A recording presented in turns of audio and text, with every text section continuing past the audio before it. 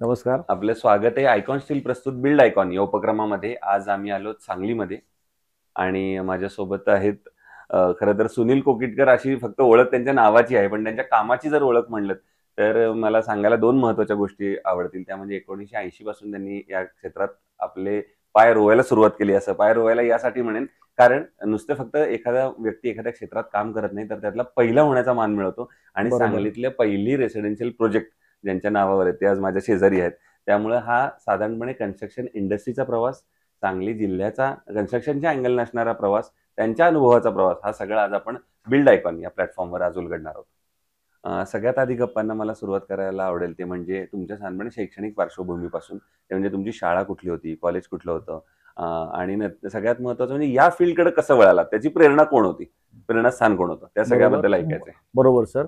Sir मी 1ली ते 4थी पर्यंत सांगलीतील मके आठवले विनय मंदिर या शाळेमध्ये शिक्षण घेतलं. हं. त्याच्यानंतर 5वी ते 10वी पर्यंत हिज हायनेस राजा चिंतामणराव पटवर्धन हायस्कूल सांगली या शाळेमध्ये मी शिक्षण घेतलं. नंतर मी बी.कॉम पूर्ण केलं ते चिंतामणराव कॉमर्स कॉलेज सांगली, इथं मी बी.कॉमची पदवी घेतली. ती मी 80 साली घेतली आणि मी 80-81ला आमचा हा फॅमिली बिझनेस असल्यामुळं वडिलांचा फॅमिली वडील पण होते व्यवसायात आणि त्याच्यानंतर भाऊ पण मोठे भाऊ होते. त्याच्यामुळं मी या व्यवसायात 1980 पासून सुरुवात केली आणि 1980 पासून मी आज तागायत हा व्यवसाय करत आहे. आता आमची 3री पिढी म्हणजे माझा मुलगा तेजस कोकितकर हा सुद्धा या व्यवसायात साधारण 5 वर्षापूर्वी जॉईन झालेला आहे आणि वाह! आता सगळं आमचं कन्स्ट्रक्शनमध्ये आमचं प्रायव्हेट बिल्डिंग आणि ओनरशिप फ्लॅट्स ही सांगलीमध्ये साईट चालू आहेत सगळं. बरोबर. आणि दुसरा प्रश्न असा विचारायचा आहे मधला, कारण हा प्रवास खूप मोठा आहे. त्यामुळे तो असा 1-2 बरोबर. वाक्यामध्ये आम्ही तुम्हाला संपू देणार नाही. तो म्हणजे जसं तुम्ही सांगितलंत, की या फील्डकडे वळण्यामागची प्रेरणा ही होती, की एक फॅमिली होतं. पण हां. तुमची आवड अशी काही वेगळी होती किंवा वाटत होतं, की हे करावं वगैरे असं? हो, मी म्हणजे शाळेला असतानापासून वडिलांबरोबर साईटवर असं जात होतो बघायला. बरं. त्याच्यानंतर मी काही पुण्या मुंबईतल्या मोठ्या-मोठ्या बिल्डर लोकांचे लेक्चर्स किंवा त्यांची काही भाषणं अशी मी बघत होतो. हं. त्याच्यामुळं मला तेव्हापासून मी ठरवलं, की आपण ह्या बिल्डर लाईनमध्ये जायचं आणि बरोबर. मी कॉलेजला असताना ते ठरवलेलं होतं. म्हणून मी कॉलेज संपल्या-संपल्या माझ्या वडिलांच्या आणि भावाच्या व्यवसायामध्ये जॉइन झालेलो झालं. आहे. ओके. पुढचा प्रश्न म्हणजे 2 प्रश्न आहेत खरं तर त्यातलेच. त्यातला पहिला प्रश्न आहे, जसा मी सुरुवातीला सांगितलं, ते म्हणजे सांगलीतला पहिला रेसिडेन्शियल प्रोजेक्ट त्याबद्दल पण ऐकायचंय. बरोबर. आणि सगळ्यात महत्त्वाचं, तुम्ही जेव्हा पहिल्यांदा ह्याच्यात सुरुवात केलीत कामाला वडिलांच्या, हां. तर वडिलांबरोबर काम करताना भीती होती का जबाबदारी होती? आणि तुम्ही स्वतः लक्ष घातलेली पहिली साईट कोणती? तर 1981 साली आम्ही सांगलीच्या गणेशनगर या चांगल्या भागामध्ये एक ओपन प्लॉट घेतला आणि तिथं आम्ही टी.डी. गाडगीळ आर्किटेक्ट आणि आर.सी.सी. डिझायनर घारपुरे यांच्याबरोबर त्याचं प्लॅनिंग करून घेऊन आम्ही त्या कामाला सुरुवात केली. त्यावेळी सांगलीमधले फ्लॅट्सचे दर हे खूप कमी होते. म्हणजे साधारण ₹60,000 आम्ही 1 बीएचके आणि ₹90,000 2 बीएचकेचे आम्ही फ्लॅट्स विकलेले आहेत. आणि ते काम करत मी पहिल्या कामाला ज्यावेळी वडिलांबरोबर, भावांबरोबर जॉईन झालो, तेव्हापासून मला कामात इंटरेस्ट होताच. पूर्वीपासून होताच, पण त्यावेळीपासून मला खूप इंटरेस्ट आला. आणि मग नंतर आम्ही तिथून आमची घोडदौड काय सोडलेली नाही. आम्ही ती घोडदौड कायम आज अखेर चालू ठेवलेली आहे. बरोबर. जेव्हा पहिला रेसिडेन्शियल प्रोजेक्ट केला, आता तुम्ही जेव्हा आकडे सांगत होता, तेव्हा माझ्या खरंच डोळ्यासमोर येत होतं 60,000 फ्लॅट म्हणजे कसा असेल किंवा कसं वाटत असेल तेव्हा लोकांना. तर तेव्हा ही जेव्हा कन्सेप्टच इंट्रोड्यूस केली रेसिडेन्शियल अपार्टमेंट अशी, हां. तर तेव्हा लोकांची फर्स्ट रिएक्शन काय होती? अ, फर्स्ट रिएक्शन लोकांची अशी होती, की लोकांनी पहिल्यांदा लोकांना थोडी फ्लॅट सिस्टीम ही कशी असते, काय असते, ती एक्झॅक्टली. पुण्या मुंबईतल्या लोकांना माहिती होती, सांगलीतल्या लोकांना माहित नव्हती. बरोबर. त्यामुळे सुरुवातीला आम्हाला बुकिंग करताना एक 2-3 महिने त्रास झाला. हं. जसं आमचं काम वर येत गेलं, लोक बिल्डिंग बघायला आली आणि आम्ही लोकांना, आमच्या आर्किटेक्ट गाडगीळ साहेबांनी लोकांना पटवून दिलं. त्यावेळी लोकांना जरा विश्वास बसला आणि मग लोक त्याच्यामध्ये बुकिंग आमच्याकडे करू लागली. क्या बात! आता येऊया काही तांत्रिक प्रश्नांकडे. त्यातला पहिला प्रश्न आहे तो म्हणजे, आता मागच्या 40 पेक्षा जास्त वर्ष तुम्ही या क्षेत्रात काम करताय अतिशय उत्तमरित्या. या सगळ्या कन्स्ट्रक्शन इंडस्ट्रीमध्ये कामगार हा कायम केंद्रस्थानी राहिलेला आहे. कारण लेबर बरोबर. ओरिएंटेड इंडस्ट्री आहे. बरोबर आहे. पूर्वी पण आणि आता पण अकुशल कामगारांचं प्रमाण या क्षेत्रामध्ये खूप आहे. अनस्किल्ड लेबर आपण ज्यांना अनस्किल्ड म्हणतो. लेबर. तर अशा बरोबर. अकुशल कामगारांबरोबर काम करणं हे हां. कितपत धोकादायक आहे असं तुम्हाला वाटतं? आणि तुम्ही कशी ती परिस्थिती हाताळता? अकुशल कामगाराबरोबर म्हणजे पूर्वीपासून या व्यवसायात अकुशल कामगारच असायचे. काही स्किल्ड लेबर पण होते. पण पूर्वीपेक्षा आत्ता स्किल्ड लेबर हे जास्त आहेत. हं. कारण नवीन-नवीन मशिनरी, नवीन टेक्नॉलॉजी आल्यामुळं हे कामगार त्याचे कुठेतरी शिकून येतात. ठिकठिकाणी त्याचे कोर्सेस केले जातात. जसे सिमेंट विकणारे काही कोर्सेस करून घेतात किंवा प्लंबिंगचे काही कोर्सेस असतात. ते कोर्सेस केल्यामुळे आता स्किल लेबर जास्त आहेत आणि ज्यावेळी पूर्वी अनस्किल्ड लेबर होते त्यावेळी त्या लोकांना सुद्धा त्याचं नॉलेज होतं, पण त्यावेळी मशिनरी हातात नव्हती, त्यामुळे त्याला अनस्किल्ड लेबर असं म्हणलं जायचं. पण आता सगळ्या मशिनरी पण अद्ययावत आलेली आहे आणि लोकही शिकून आलेली आहेत, त्यामुळे आता सगळे स्किल्ड लेबर बऱ्यापैकी तयार झालेले आहेत. बरोबर. दुसरं, कन्स्ट्रक्शन मध्ये प्लॅन ही स्टेज अतिशय महत्वाची असते, कारण बरोबर, प्लॅन शिवाय आपण कन्स्ट्रक्शन मध्ये पुढे करू जाऊ शकत शकणार नाही. नाही. तर बरोबर. प्लॅन या स्टेजचं तुमच्या दृष्टीनं महत्व आणि तुम्ही कसं एखाद्या प्लॅनवर काम करता? आता तो प्लॅन करताना आम्ही ज्या भागात आम्ही एखादी स्कीम करणार आहे किंवा ज्या भागात आम्ही इमारत बांधणार आहे, तर त्या इमारती मधली किती स्क्वेअर फुटाचे फ्लॅट खपतील किंवा तिथं आपल्याकडे कोणता कस्टमर येईल, त्या पद्धतीनं आम्ही आर्किटेक्टला सांगून त्या पद्धतीनं आम्ही प्लॅनिंग करून घेतो. म्हणजे एकदम जर उच्चभ्रू सोसायटी असेल तर तिथं मोठे साधारण 2,000, 2,500, 3,000 स्क्वेअर फुटाचे फ्लॅट खपतात आणि थोडा जर लो कॉस्ट असेल तर मग थोडेसे 800, 900, 1000 असे फ्लॅट आम्ही तिथं तयार करतो आणि मग लोकांना आम्ही सेल करतो. बरोबर. आता कॉस्टचा मुद्दा निघाला म्हणून पुढचा प्रश्न तोच आहे की तुम्ही इंडिपेंडंट बंगलो सुद्धा बरेच बांधलेले आहेत, हो. रेसिडेन्शियल आपण बंगलो झाला म्हणून. हो. तर मग अशा वेळेला कस्टमरचं कायम असं म्हणणं असतं की आमचं बजेट थोडं कमी आहे, की इतक्याच ह्याच्यामध्ये आता बसवून द्या. आणि अशा वेळेला एक तुम्हाला बिल्डर म्हणून कायमच वाटत असतं की चांगलं क्वालिटी किंवा दर्जेदार काम करावं. तर क्वालिटी आणि बजेट या दोन्हीचा समतोल मग तुम्ही अशा वेळेला कसा साधता? क्वालिटी काम करायसाठी आम्ही सगळे स्किल्ड लेबर घेतो आणि बजेटसाठी मग आम्ही थोडं कस्टमरलाही समजून सांगतो की थोडे जास्त पैसे जर तुम्ही खर्चले तर तुम्हाला एकदम दर्जेदार काम होईल. थोडंसं लेबर लोकांना आपण जास्त पैसे दिल्यामुळे आपलेही पैसे जास्त जातात, त्यामुळे आम्ही त्याच्यावर जास्त लक्ष केंद्रित करतो आणि बिल्डिंगसाठी जे मटेरियल वापरतो ते सुद्धा एकदम उच्च प्रतीचं मटेरियल आम्ही वापरतो.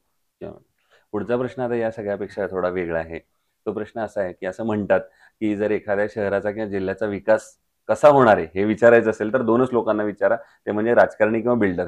कारण त्यांनाच माहित असतं की जिल्ह्याचा विकास किंवा शहराचा विकास कुठं चाललाय. त्यातली एक व्यक्ती माझ्या समोर आहे, त्यामुळे हा प्रश्न तुम्हाला आहे. त्यांनी सांगली जिल्ह्याच्या विकासाचं विजन असं जर एक इंडिव्हिज्युअल बिल्डर म्हणून तुम्हाला विचारलं तर तुमच्या डोळ्यासमोर कुठले मुद्दे येतात ज्या मुद्द्यांवर आता काम करायला पाहिजे किंवा ज्या क्षेत्रांवर आता काम करायला पाहिजे जर आपल्याला सांगली जिल्ह्याचा सर्वांगीण विकास करायचा असेल तर?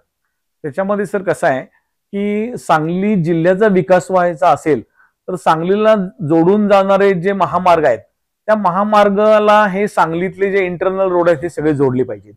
हा पहिला मुद्दा आहे आणि हे काम राजकारण्यांना आम्ही सांगितलं तर ते करू शकतात. बरोबर. पण त्यांच्या काही लोकांच्या ह्या गोष्टी लक्षात येत नाहीत राजकारण्यांच्या, त्यामुळे आम्ही जर बिल्डर लोक आणि आम्ही तसे प्रयत्न क्रीडाईच्या माध्यमातून आता चालू केलेले आहेत. बरोबर. रस्ते हा जर मुद्दा पकडला तर मग शासन आता ऑलरेडी काही पावलं उचलते, बऱ्यापैकी काम बरोबर. सुरू झालेले, बरोबर. पण त्या कामाला अजून गती देण्यासाठी तुम्हाला काय वाटतं कुठली पावलं उचलली पाहिजेत जर अजून हे महामार्गाचं आणि अंतर्गत रस्त्यांचं जाळं अजून जर घट्ट करायचं असेल तर?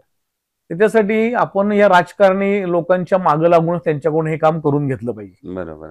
त्याच्याशिवाय दुसरा काय त्याला पर्याय नाही. बरोबर आहे. दुसरा म्हणजे आता या क्षेत्रात जे नव्यानं इंजिनियर्स येतात, आर्किटेक्ट येतात, तर एक अनुभवी बिल्डर म्हणून तुम्ही त्यांना काय सल्ला द्याल त्यांचं पहिलं पाऊल या क्षेत्रात टाकण्यापूर्वी? त्यांनी स्किल लेबर घेऊन चांगलं मटेरियल वापरून चांगलं काम करावं हीच एक सगळ्यांची इच्छा असते. त्याशिवाय आपल्या कस्टमरला किंवा फ्लॅट घेणाऱ्यांना किंवा प्रायव्हेट बंगला बांधणाऱ्यांना चांगलं काम मिळणार नाहीये. त्यामुळे त्यांनी चांगल्या लोकांकडून स्किल लोकांकडून काम करून द्यावं आणि उच्च आणि दर्जेदार मटेरियल वापरावं हीच एक अपेक्षा आहे.